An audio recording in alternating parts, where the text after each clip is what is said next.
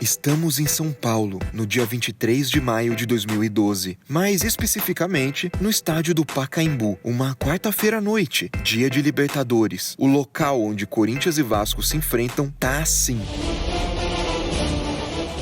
O estádio lotado, quase todos os espaços ocupados pela massa corintiana.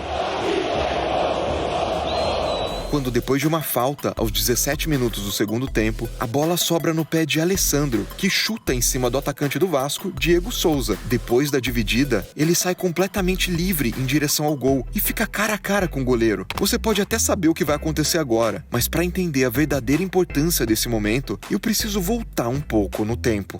O Radar Peleja de hoje conta a história do lance emblemático e do efeito dominó provocado por Diego Souza e Cássio.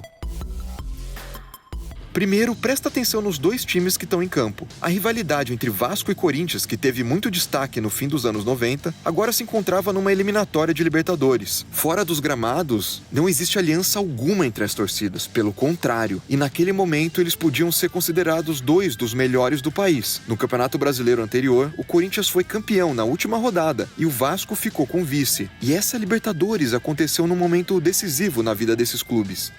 Enquanto o Corinthians tentava ser campeão pela primeira vez na história, o Vasco queria voltar a vencer grandes títulos depois do rebaixamento em 2008. Os dois investiram nessa conquista. Com 0-0 em São Januário, esse jogo em São Paulo tinha áreas de que qualquer coisa poderia acontecer. O Corinthians do Tite era uma equipe conhecida por ter uma defesa absurda. Eles estavam invictos na competição. Já o Vasco tinha passado nos pênaltis contra o Lanús nas oitavas, mas contava com um cara que poderia decidir o jogo com uma bola, principalmente se fosse uma bola parada, Juninho Pernambucano. O primeiro tempo foi movimentado, com muita confusão e poucas grandes chances. Está muito abafado, eu acho que o jogo está muita correria. Mas na etapa final, a partida que já estava tensa ficou ainda mais.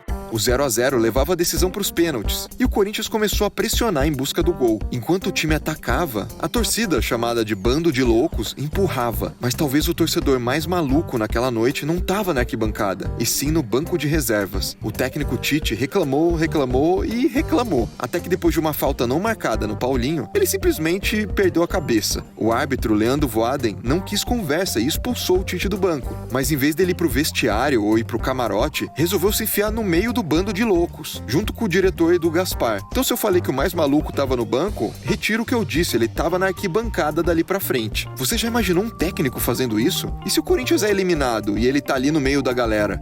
Bom, o tempo foi passando, a torcida empurrando, o Tite ali na arquibancada tentando gritar para um ou para outro, isso até os 17 do segundo tempo. Mas antes do fatídico lance, eu quero te mostrar tudo o que mudou depois desse jogo. Depois dali o Corinthians foi campeão da Libertadores, do Mundial, ganhou mais 2 brasileiros, já o Vasco foi rebaixado para a Série B 3 vezes e sofreu com diretorias e polêmicas fora do campo. E tudo isso até 2021. Mas agora imagine esse lance frisado, se Diego Souza tivesse decidido por outro canto, ou colocado melhor a bola, ou se Cássio tivesse errado o canto, ou tido um pouco menos de reflexo, tudo poderia ser diferente. Por isso, esse momento ficou pra história. Ficou na cara do Cássio, bateu pra fora!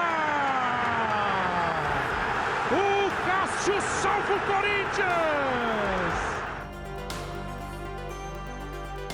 Comente, inscreva-se no Peleja e até o próximo Radar.